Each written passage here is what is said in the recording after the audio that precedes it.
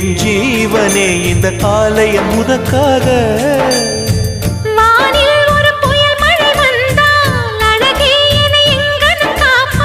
கண்ணே உனை என் கண்ணில் வைத்து இமைகள் எனும் கதவுகள் அடைப்பேன். நான் சத்தியம் செய்யவா?